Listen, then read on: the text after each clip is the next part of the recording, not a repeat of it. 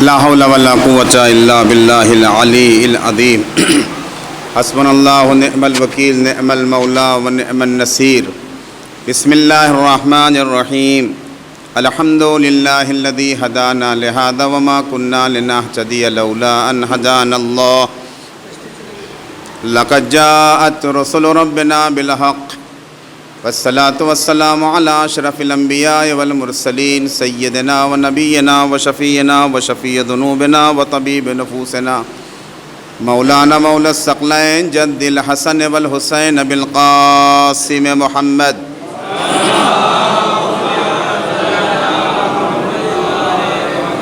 وعلى آله الطيبين الطاهرين المعصومين المظلومين المنتخبين الذين أذهب الله عنهم الرجس وطهرهم تطهيرا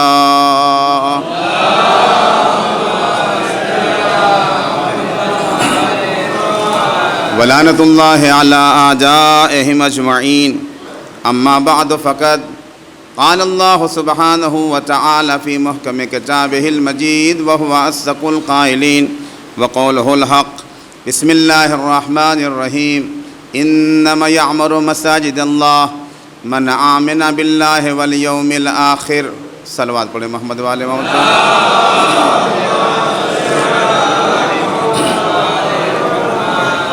مولانا سہیل صاحب ذرا آگے تشریف لائیے.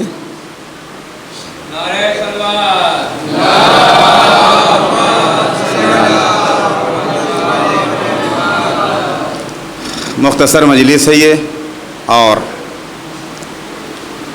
اسی لیے مجھ سے بعض لوگ یہ کہہ رہے تھے کہ یہ پیشخوانی جو ہے وہ اذان سے پہلے ہی کروا لی جائے.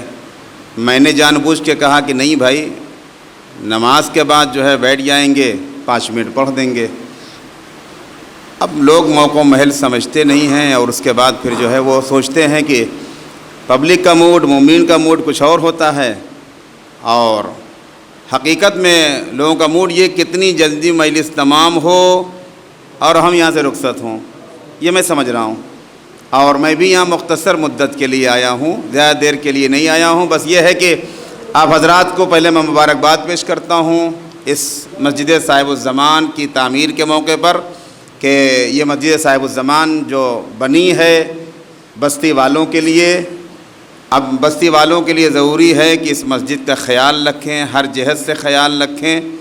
اور جس نے اس مسجد کو تعمیر کیا ہے، جیسے الحاج ابو ناصر کوئتی صاحب نے، گویا کہ وہی اس کے بانی ہیں، بنا مسجد صاحب الزمان اخی العزیز الحاج ابو ناصر کوئتی، نشکرہ کثیرا جزاکم اللہ خیر الجزاء و شکراً جزیلاً. یہ آپ حضرات کے لیے میں کہنا یہ چاہتا ہوں کہ مسجد تو بن گئی ہے، اب آباد رکھنا یہ آپ حضرات کا کام ہے. اور اس امام کے نام سے مسجد بنی ہے، جب تک وہ باحیات ہے انشاءاللہ مسجد ہی باحیات رہے گی. اب باقی رہنا اور باقی رکھنا یہ آپ کا کام ہے. بستی والے جو ہیں مسلسل آئیں، اس میں نماز پڑھیں، اور کوشش یہ ہونی چاہیے کہ اتنی اچھی مسجد بن جانے کے بعد اس میں نماز بجماعت ہونا چاہیے. اس لیے کہ کوئتی حضرات کا یہ مزاج ہے، میں آپ کو بتا دوں کہ وہ مسجد بنوانے کے بعد چھوڑ نہیں دیتے ہیں. ان کا یہ کہنا ہے کہ ہم نے بنوا دیا ہے، اپنے عزیز اپنے رشتہ دار کے نام پر جو بھی گزر چکے ہوتے ہیں ان کے نام پہ بنواتے ہیں، ان کی طرف سے کار خیر کرتے ہیں. ان کا یہ کہنا ہے کہ مسجد جو ہے آباد ہونا چاہیے، بجماعت جس میں نماز ہونا چاہیے. اب آپ حضرات کی ذمہ داریاں ہیں، جو لوگ پیش ہیں اس کو بنوانے میں. مجھے پتہ بھی نہیں ہے کون کون سے لوگ ہیں، ظاہری اعتبار سے 2-4 چہرے سامنے ہیں. جیسے گلزار صاحب نے بہترین جو ہے وہ پتہ نہیں گلزار صاحب کی گلریز صاحب بہترین جو ہے مسجد تعمیر کیا ہے اپنے ہنر کے ذریعے سے.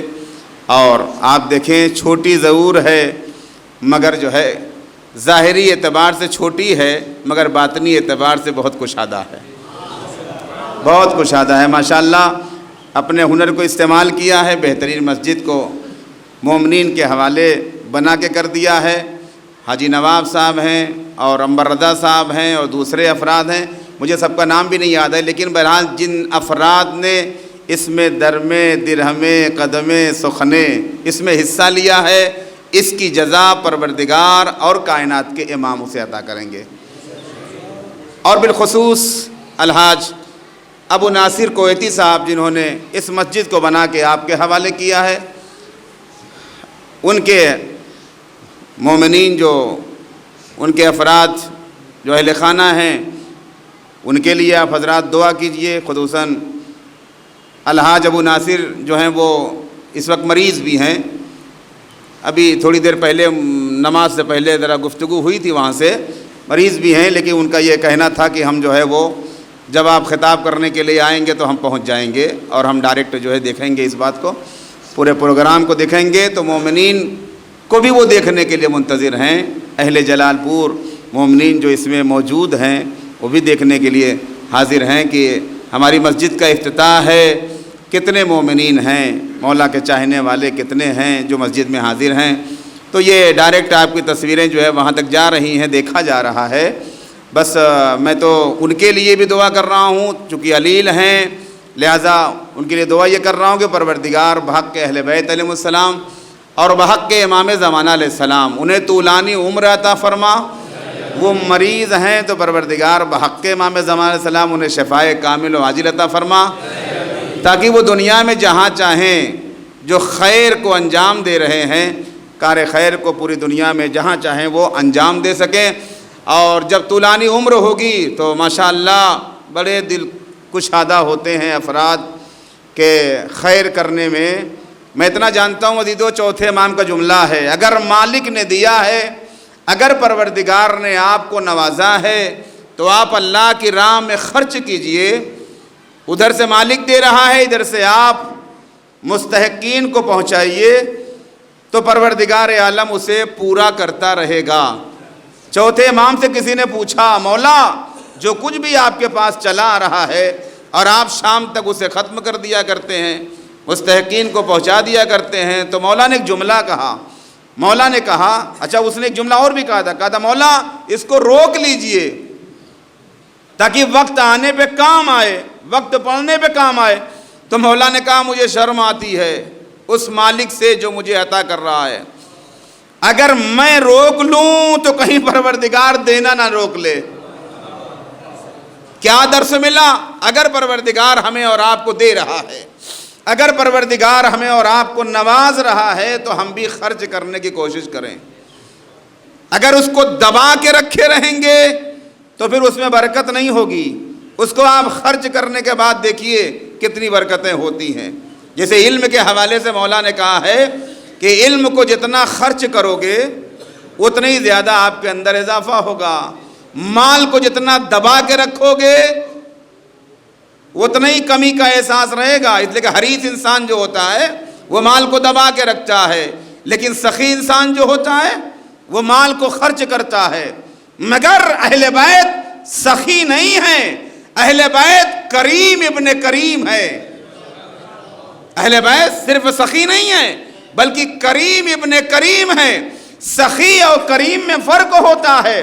سخی اسے کہتے ہیں جو مانگنے کے بعد عطا کرے، کریم اسے کہتے ہیں جو بے مانگے عطا کر دے۔ صلوات بر محمد والے محمد پر۔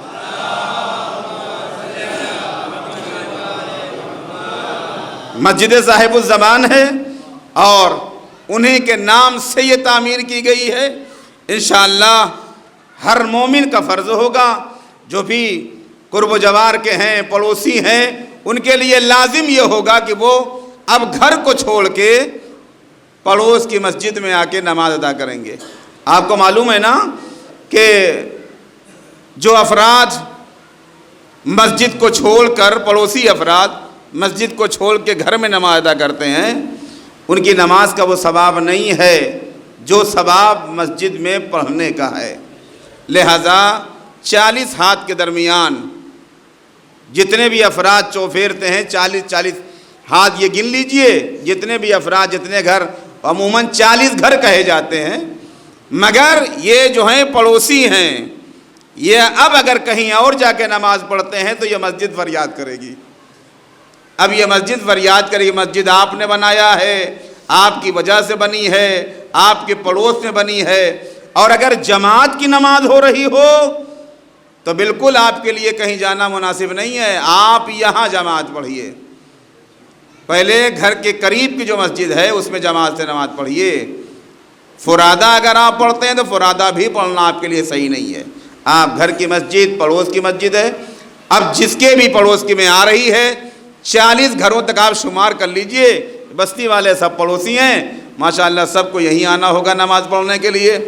اور اب اس کے بعد جو ہے وہ امام جماعت کا انتخاب کیا جائے، ایک بہترین امام جماعت کا انتخاب کیا جائے، اچھا امام جماعت ہو، سمجھ گیا آپ، جس کی قرات اور لحن وغیرہ سب ٹھیک ٹھاک ہو، وہ آ کے یہاں پہ پڑھائیں، سمجھ گئے آپ، اور آنے کے بعد جب یہ پڑھائیں گے تو وہ وہاں سے خوش ہوں گے کہ میری مسجد میں جماعت سے نماز ہو رہی ہے، ان کا مقصد ہی ہے بنانے کا کہ مسجد کبھی بھی بغیر جماعت کے خالی نہ رہے۔ لہذا اب آپ کی ذمہ داری ہے، جتنے بھی افراد کارکنان ہیں، پڑوسی ہیں، 40 گھر والے ہیں، ان سب کے اوپر ضروری ہے کہ مسجد کو ہر اعتبار سے مہیا کریں، جماعت کے اعتبار سے، امام جماعت کے اعتبار سے، تاکہ انشاءاللہ کسی کمی کا احساس نہ ہونے پائے۔ جس امام کے نام پہ یہ مسجد بنی ہے اس امام کے بارے میں یہ کہا جا رہا ہے، اہل سنت کا یہ عقیدہ ہے کہ بعض یہ کہتے ہیں کہ امام ان کے آ چکے ہیں، بعض یہ کہتے ہیں کہ آئے ہی نہیں ہیں، لیکن بہت سے ایسے اہل سنت حضرات ہیں کہ جن کا یہ کہنا ہے کہ نہیں، شیعوں کا عقیدہ صحیح ہے کہ ان کے امام آ چکے ہیں، ان کے امام پیدا بھی ہو چکے ہیں، اور 255 اور 56 میں ہمارے امام کی ولادت کی تاریخ ہے۔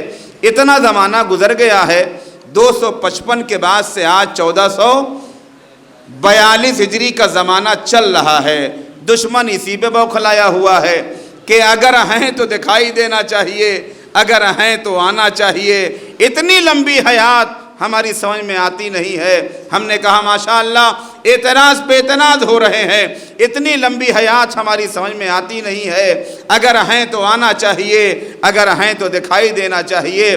ہمارے یہاں مسلمات عقیدہ میں سے یہ ہے کہ ہمارے امام پردہ غیب میں ہیں، اور 75 اور 73 سال کے بعد غیبت کبریٰ کو اختیار کیا امام نے۔ جب تک امام غیبت صغریٰ میں تھے تب تک چاہنے والوں سے ملاقات بھی کرتے تھے، اور اس کے بعد غیبت کبریٰ میں جانے کے بعد اب خصوصی افراد سے ملاقات کرتے ہیں۔ مگر ایک جملہ کہہ دوں عزیزو، اگر آپ امام سے ملاقات کرنا چاہتے ہیں، اپنے کردار کو اتنا اچھا بنا لو، اپنے ایمان کو اتنا اچھا بنا لو کہ جب چاہو امام سے ملاقات کر سکتے ہو۔ یہ حجابات جو ہیں نا، جو ملاقات نہیں کرنے دیتے ہیں نا، یہ ہمارے عمل ہیں، ہمارے عمل ہیں، ورنہ یہ کہنا کہ صرف علماء مجتہدین ملاقات کرتے ہیں، علماء مجتہدین ملاقات کرتے ہیں، ضروری نہیں ہے کہ امام سے صرف علماء مجتہدین ملاقات کریں۔ اپنے ایمان، اپنے کردار، اپنے عمل کو اتنا اچھا بنا لو کہ اگر مومن کی فہرست میں آ جاؤ گے تو امام سے جب چاہو گے ملاقات کر لو گے۔ دلیل دے دوں عزیزو، آپ دیکھیں کہ غیبت صغریٰ میں جو چاروں نائبین امام ہیں، جن کو نواب عربہ کہتے ہیں، اس میں سے کوئی بھی ایک مجتہد نہیں ہے، اس میں سے کوئی بھی ایک مجتہد نہیں ہے۔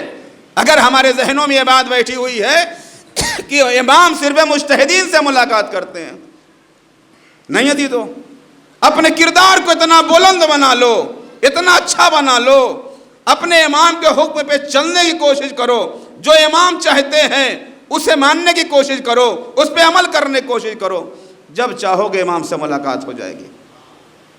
آپ کی مشکلات کو امام آسان کریں گے۔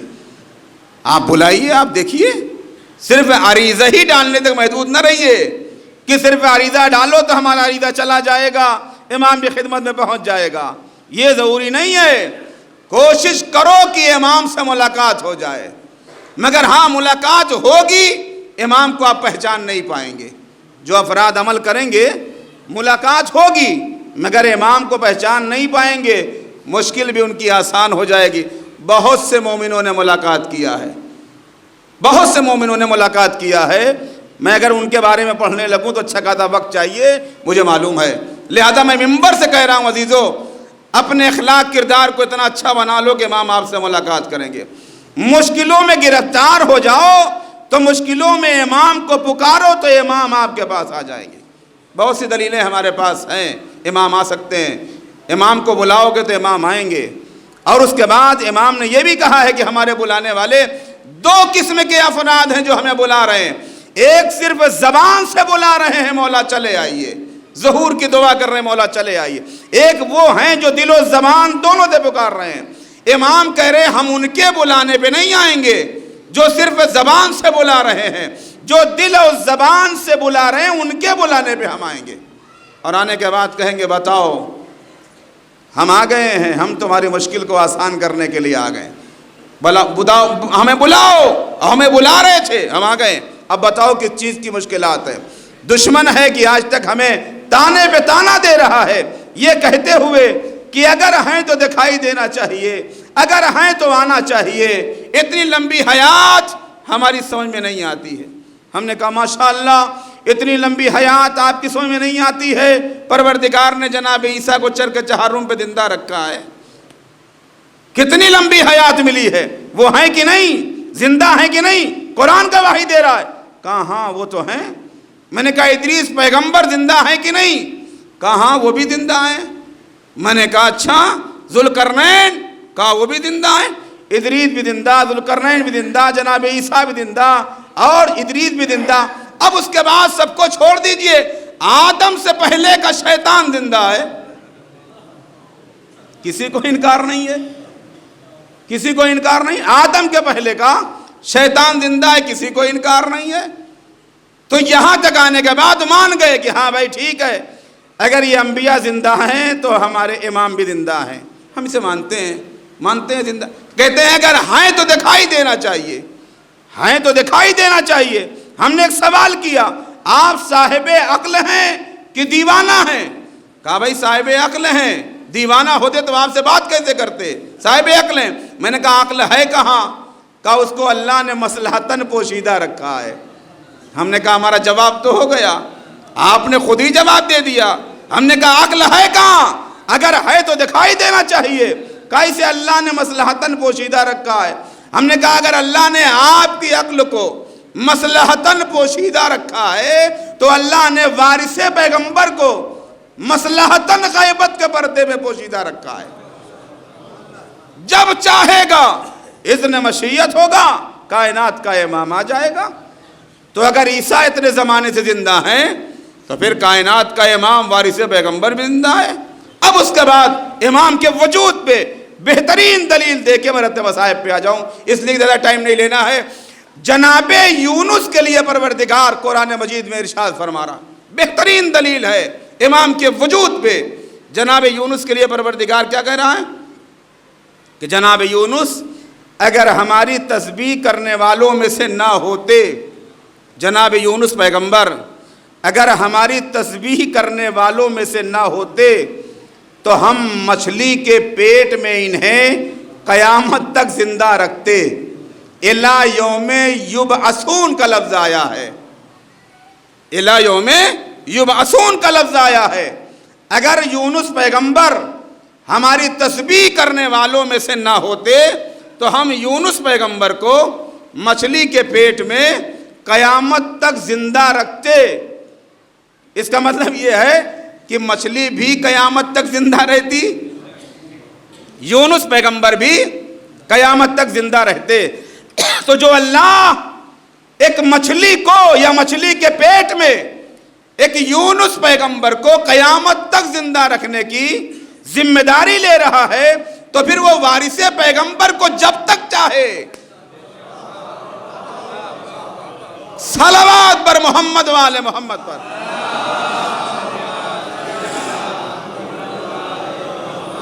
اب اس کے بعد 6 مصرع ہے موجز سنبھلی صاحب کا، میں سنا کے بعد کو تمام کر دوں۔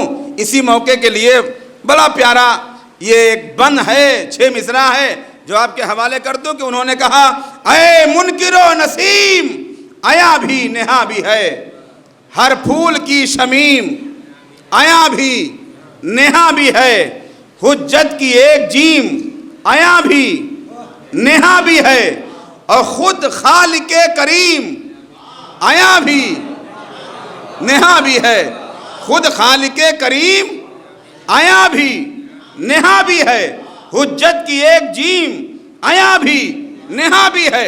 ارے کہتے ہو آج قائم آلے وا نہیں، کیا اعتبار کل کو جو کہہ دو خدا نے۔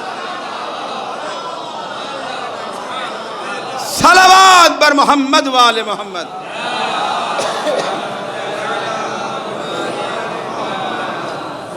کہتے ہو آج قائم آلے وا نہیں، کیا اعتبار کل کو جو کہہ دو خدا نہیں۔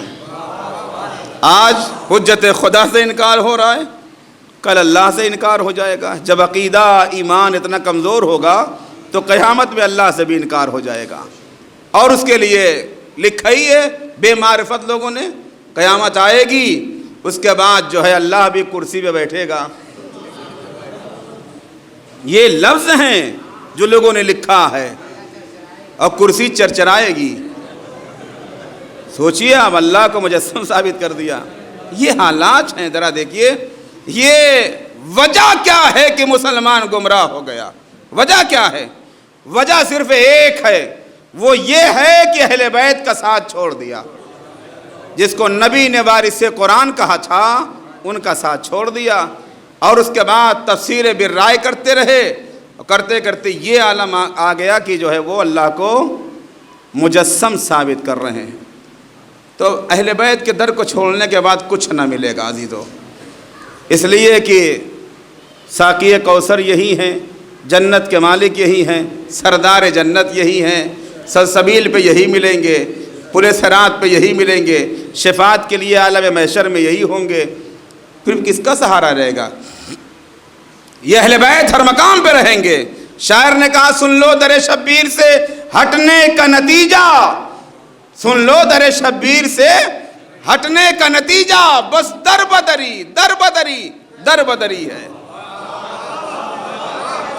اس کے علاوہ کچھ نہیں ہے۔ بھٹکتے رہو راستہ نہ ملے گا، بھٹکتے رہو جادہ نہ ملے گا۔ صراط مستقیم کے لیے پریشان ہے بیچارے۔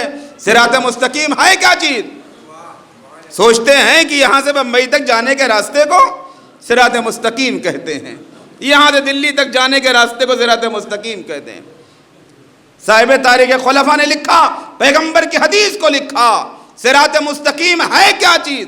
کہا پیغمبر کی حدیث، یا علی انت صراط المستقیم و میزان الاعمال، علی تمہیں صراط مستقیم ہو، تمہیں عمل کی میزان ہو۔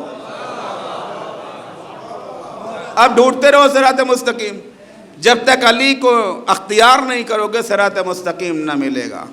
یہی ہر منزل پہ کام آئیں گے، یہاں سے لے کر وہاں تک یہی کام آئیں گے۔ عزیزو یہی وجہ تھی کہ اتنی دشمنی ان سے اختیار کی گئی کہ لوگ ان کے کمالات کو دیکھ کر ان کے دشمن ہوتے چلے گئے۔ اچھا پوچھا گیا کہ مولا کیا وجہ ہے؟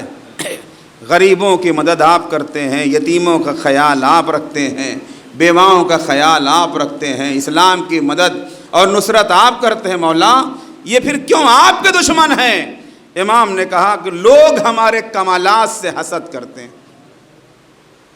ہمارے کمالات کو دیکھ کے لوگ برداشت نہیں کر پاتے۔ آپ ذرا دیکھیے ہمارے کمالات کو دیکھ کے لوگ برداشت نہیں کر پاتے، ورنہ جو انسان اپنے قاتل کو شربت پلا رہا ہو، کیا تاریخ میں ایسی کوئی مثال ملے گی؟ سوچئے آپ، لہو میں ڈوب کے ایسا کردار تاریخ اسلام میں آپ کو کہیں نہیں ملے گا۔ لہو میں ڈوب کے قاتل کو دے گیا شربت۔ میرا امام خدا کا مزاج رکھتا تھا۔ اللہ اکبر۔ جب گرفتار ہو کے آیا، دونوں بازو بدھے ہوئے ہیں، لوگ لے کے آئے، مولا یہ آ گیا آپ کا قاتل۔ ایسے ہی وقت میں اس نے کہا مولا پیاسا ہوں۔ امام نے کہا اسے پانی دے دو۔ تو پانی کی جگہ پہ شربت دیا گیا تھا۔ سوچو یہ مزاج کہاں ملے گا، یہ مزاج کہاں ملے گا؟ یہ کردار اہل بیت ہے، یہ مزاج اہل بیت ہے۔ پھر امام نے پوچھ لیا ابن ملجم کیا میں تیرا برا مولا تھا؟ سر کو اس نے جھکا لیا، سر کو اس نے جھکا لیا۔ اللہ اکبر۔ سن 40 ہجری میں امام کو ضربت ماری گئی اور واقع کربلا سن 61 ہجری میں ہوا ہے۔ بالکل مربط مصائب پہ آ گیا۔ 61 ہجری میں واقع کربلا۔ آپ ذرا تاریخ کربلا پہ نگاہ ڈالو، واقع کربلا کو دیکھو، زہرا کا لال وقت آخر ہے، سارے اعزاء اقربا اصحاب مارے جا چکے ہیں۔ زہرا کا لال مقتل کربلا میں ہے، اور مقتل کربلا میں پہنچنے کے بعد اتمام حجت کرنا چاہ رہا ہے۔ ایسے حالات میں امام نے کہا عمر سعد ذرا اپنے افراد کو خاموش کر دے۔ اس نے اشارہ کیا، خاموش ہو گئے سارے افراد۔ پھر زہرا کے لال نے کہا یہ گھوڑوں کے ہنہنانے کی آوازیں بڑا شور کر رہی ہیں۔ کہا یہ میرے اختیار میں نہیں ہے۔ کہا کہ گلے میں بجتی ہوئی گھنٹیاں، کہا یہ میرے اختیار میں نہیں ہے۔ مقاتل نے لکھا ہے اچھا تیرے اختیار میں نہیں ہے۔ اس کے بعد امام نے اشارہ کیا، صرف انگلیوں سے یوں اشارہ کیا امام نے، گھوڑوں کے ہنہنانوں کی آوازیں بند ہو گئی، ہنہنانے کی آوازیں بند ہو گئیں، اور اس کے بعد گلے میں بجتی ہوئی گھنٹیاں بھی بند ہو گئیں۔ امام نے ایک جملہ کہا، امام نے کہا عمر سعد جہاں سے تیرے اختیار کی انتہا ہے وہاں سے حسین کے اختیار کی ابتدا ہے۔ اللہ اکبر۔ جب سارے افراد خاموش ہو گئے تب حسین نے پوچھا، زہرا کے لاڈلے نے پوچھا، رسول کے نواسے نے پوچھا بتاؤ تم مجھے کیوں قتل کر رہے ہو؟ ایک ہی جواب ملا ہے، نقتلک بغضا لابیک۔ اے حسین ہم آپ کو آپ کے باپ کی دشمنی میں مار رہے ہیں۔ میں صرف لمحہ فکریہ آپ کے حوالے یہ کرنا چاہتا ہوں، سن 40 میں مولا کو ضربت ماری گئی، سن 61 میں واقع کربلا ہے، مگر اللہ رے دشمنی سن 61 میں آ کے دشمن کہہ رہا ہے ہم آپ کو آپ کے باپ کی دشمنی میں مار رہے ہیں۔ سوچئے کتنی زبردست دشمنی تھی۔ اب ایک جملہ کہوں عزیزو، جو آگ لگی تھی وہاں پہ اس کی چنگاریاں باقی رہ گئی تھی، کربلا میں آنے کے بعد وہ شعلہ ور بن گئی، اور کہا جا رہا ہے ہم آپ کے باپ کی دشمنی میں مار رہے ہیں۔ عزیزو اس کے بعد امام نے سب کچھ کہہ ڈالا، کچھ سننے پہ تیار نہیں۔ تو امام کہتے ہیں کہ تمہارے پیٹ حرام غذاؤں سے بھر چکے ہیں کہ حجت خدا بھی کہہ رہا ہے مگر تم سننے پہ تیار نہیں۔ اللہ اکبر۔ بس حسین کا وقت آخر تھا، وہی حسین سب سے رخصت ہو کے مقتل کربلا میں آ گئے تھے، اور آنے کے بعد زہرا کے لال نے ادھر اتمام حجت کیا اور ادھر عمر سعد نے کہا کیا دیکھتے ہو، جنگ کو شروع کرو۔ ادھر سے تیر و تبر چلے، امام نے دفاع کیا، پھر امام نے بھی اپنی تلوار نکالی۔ امام نے 55 منٹ جنگ کیا ہے، یہ علماء نے لکھا ہے، علماء نے مقتل کربلا میں لکھا ہے، اور صاحب صحیفہ کربلا نے بھی لکھا ہے، علامہ دربندی نے بھی لکھا ہے، 55 منٹ زہرا کے لال نے جنگ کیا ہے، 10,000 اشقیاء کو مارا ہے۔ امام حسین علیہ السلام نے 10,000 اشقیاء کو مارا ہے۔ لڑتے لڑتے حسین فرات کے کنارے آ گئے۔ اے بھائی عباس لڑنے کا بڑا ارمان تھا، بھیا اٹھو دیکھو کیسے آپ کا آقا جنگ کر رہا ہے۔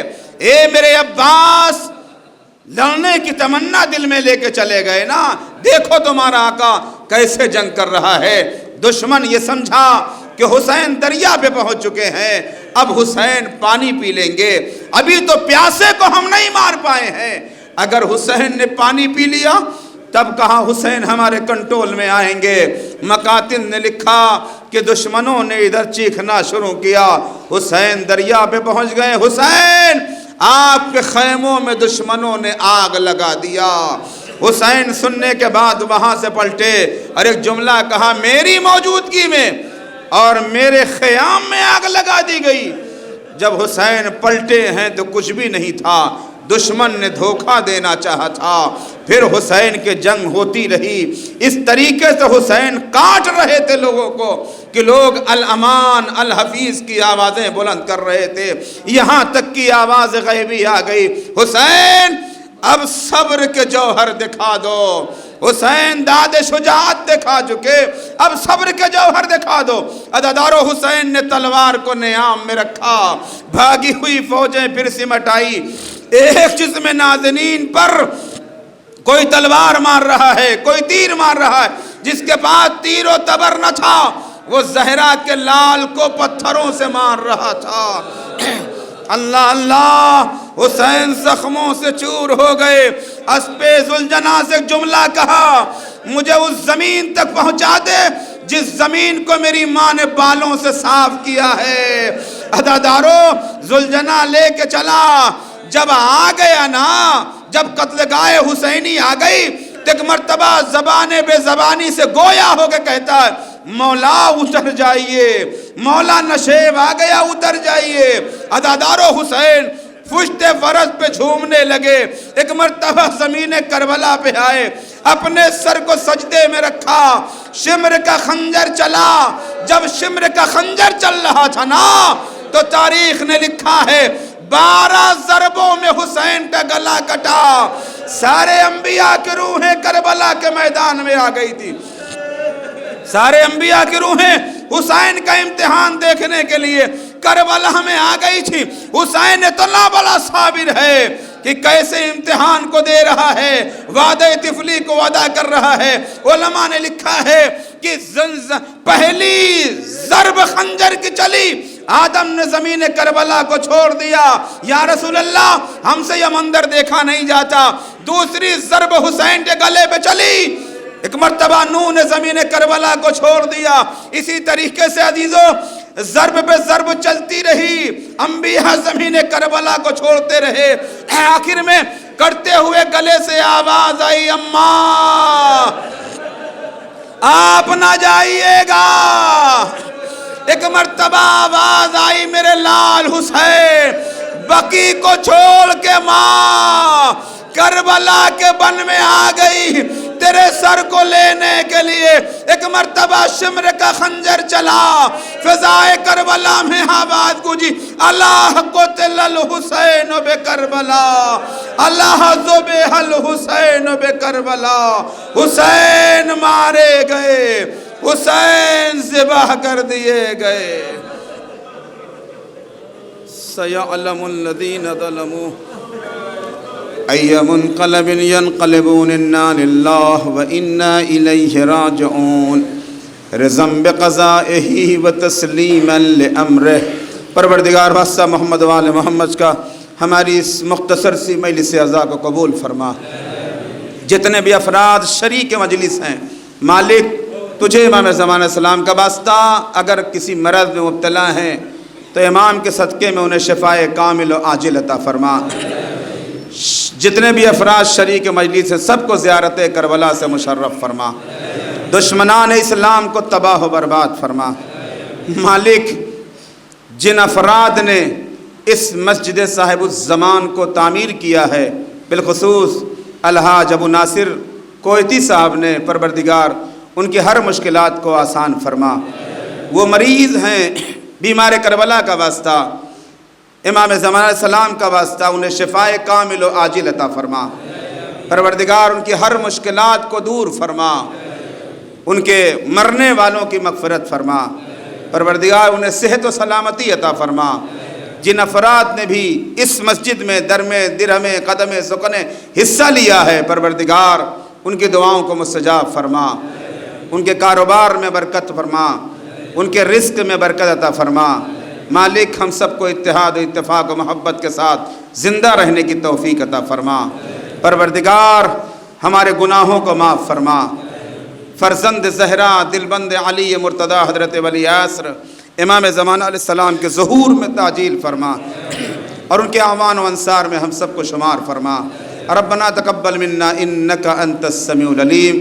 گزارش ایک مرتبہ سورہ ہم 3 مرتبہ سورہ توحید کی طرف۔ کون؟ شکیل بھائی سخت علیل ہیں، آپ حضرات سے بھی دعا کی گزارش کی گئی ہے، انہوں نے مسجد کے لیے زمین فراہم کیا تھا۔